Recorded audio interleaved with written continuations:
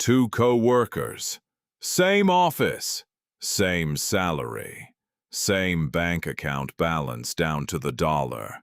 One of them will retire with a net worth of nearly $1 million. The other one won't even come close. And here's the twist. It's not because one of them was smarter with money. It's not because one of them got a raise the other didn't. It's because of a single decision they each made at age 30. A decision that, on paper, looked almost identical either way. By the end of this video, you'll know exactly which decision that was, and more importantly, you'll know which one you should be making. Because chances are, you're standing at that exact same fork in the road, right now. Let's get into it. Meet Derek and Chris, both 30 years old, both living in Denver, Colorado, both software support engineers earning $95,000 a year at the same company. 10 years of decent decisions, no credit card debt, boring index funds instead of meme stocks, and a shared hatred of avocado toast discourse. And they've each landed on the exact same number. $95,000 saved. Same income, same savings, same city, same starting line. Then Chris does something Derek doesn't. He buys a house. The house is a modest 3-bed, 2-bath about 20 minutes outside downtown. Price tag, $420,000. Chris puts down 20%. That's $84,000, leaving him with an $11,000 cushion. Except cushions don't survive contact with reality. Closing costs, inspection fees, a home warranty he was talked into at the last minute. Call it $9,000 gone before he's even hung a single picture frame. He finances the rest with a 30-year fixed mortgage at 6.5%. Monthly principal and interest, about $2,124. Add property tax, insurance, and a maintenance fund of roughly 1% of home value a year. And Chris's real monthly housing cost comes out to around $2,900. Derek, meanwhile, keeps renting. He finds a comparable place nearby for $2,300 a month. No property tax. No insurance bill. No 2 a.m. phone calls about a busted furnace. That's a $600 monthly gap in Derek's favor. And instead of upgrading his lifestyle, Derek does the boring thing. He takes his full $95,000 and puts it into a low-cost S&P 500 index fund. Every month after that, the $600 he's not spending on housing goes straight into the same account. This is where most videos would tell you Derek is throwing money away on rent and Chris is building wealth. That's not quite true. Let's actually check the math. In Chris's very first mortgage payment, roughly $1,820 of that $2,124 is interest. Only about $300 actually chips away at what he owes. The rest, insurance, tax, upkeep, is just the cost of keeping a roof over his head. Same as Derek's rent is the cost of keeping a roof over his head. Neither one is wasting money. They're both paying for shelter. Well, one is also making a leveraged bet on real estate. The other is making a bet on the stock market. That's really what this comes down to. Two different bets, not one smart choice and one dumb one. Fast forward 5 years, Chris has made 60 mortgage payments. His loan balance has dropped from $336,000 to about $315,000. He's paid down roughly $21,000 in principal. His home, appreciating at a modest 3.5% a year, is now worth somewhere around $498,000. That puts Chris's home equity at roughly $183,000. Derek's side of the ledger looks different. His original $95,000 growing at a historically reasonable 9% average annual return. has become about $146,000 on its own. Add 5 years of monthly contributions, which started at $600 but shrank slightly as Denver rents crept up 3% a year. And Derek's total portfolio sits at roughly $190,000. After 5 years, basically a tie. Chris has a house he can renovate however he wants. Derek has an account he can liquidate in 3 business days.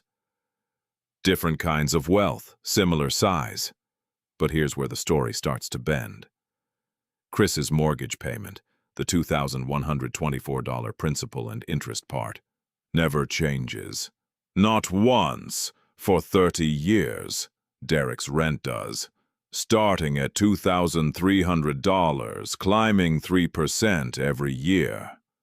By year 5, he's paying almost $2,670 a month. By year 10, it's pushing $3,090. That monthly advantage Derek started with, $600, has been shrinking every single year. His landlord, it turns out, is also a fan of compound growth. 10 years in, both men are 40. Chris's house, still appreciating around 3.5% annually, is now worth roughly $592,000. His mortgage balance has fallen to about $282,000. Equity, around $310,000.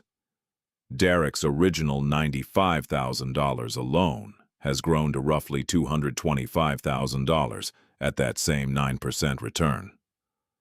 Add a decade of shrinking but still meaningful monthly contributions, and his total portfolio lands around $340,000. Derek is still ahead, but only slightly. And his rent is now over $3,000 a month, eating into how much he can keep investing going forward. Now jump to year 20. Both men are 50. Chris's home, after 2 decades of steady 3.5% appreciation, is worth somewhere around $835,000. His mortgage has just 10 years left with a balance around $178,000.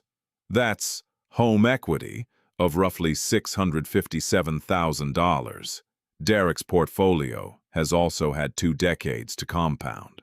His original $95,000 alone, at 9%, is worth about $532,000. Layer in 20 years of monthly investing, even as his contribution amount kept getting squeezed by rising rent. And his total portfolio comes in around $710,000. So on paper, Derek is still ahead, barely. But look at what each number actually means. Chris's $657,000 is sitting in a house he still has to live in either way. Derek's $710,000 is liquid, but it also has to survive whatever his rent looks like for the rest of his life. Because unlike Chris, Derek's housing cost has no finish line. Chris will own his home outright in 10 years. Derek will be renting until the day he dies, and that number keeps climbing every single year. Here's what these numbers don't capture. Chris's wealth was forced. He didn't get to skip a mortgage payment because the market looked scary that month. The bank made that decision for him every single month for 20 years straight. That's not a small thing. Most people who plan to invest the difference simply don't, for one very human reason. Nobody sends themselves a bill for their own investment account. Life does. A new car, a vacation, an emergency. And quietly, the difference Derek was supposed to invest never makes it to the brokerage account.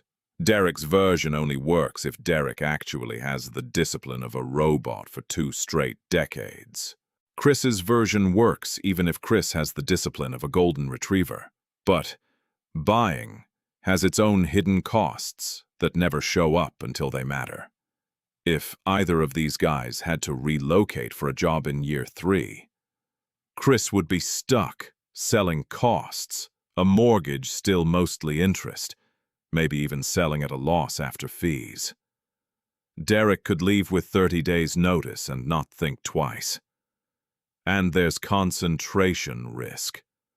Derek's money is spread across thousands of companies. Chris's money is parked in one house on one street in one city. If Denver booms, Chris wins big. If Denver's economy stalls for a decade, Chris is stuck holding an asset he can't exactly sell 10% of to cover a bad year. Honestly, it depends on two questions, and they matter more than any number I just gave you. How long are you actually staying put? Buying only starts winning once you're past the 7 to 10 year mark. When transaction costs stop dominating the math. And your fixed payment starts working for you instead of against you. Will you genuinely invest the difference, every single month, market crash or not? Because the entire renter's advantage lives or dies on that one habit. Skip it for a few years and the whole spreadsheet falls apart. Neither Chris nor Derek made a mistake. Chris traded flexibility for stability and a forced savings plan he'll never have to think about again. Derek traded stability for flexibility and a bigger, faster-growing, but entirely optional, pile of money. The real lesson isn't buy or rent. It's this: the size of your down payment or the size of your rent check was never actually the deciding factor. What happened after, for 20 straight years, was. If you want to run these numbers for your own city, your own rent, and your own mortgage rate, drop them in the comments and I'll walk through it in a future video. And if this helped you see the buy vs rent debate a little differently, subscribe because we break down the real math behind money decisions like this every week. So tell me, are you Team Derek or Team Chris? Or are you just waiting for both rent and mortgage rates to drop at the same time? In which case, good luck with that. See you in the next one.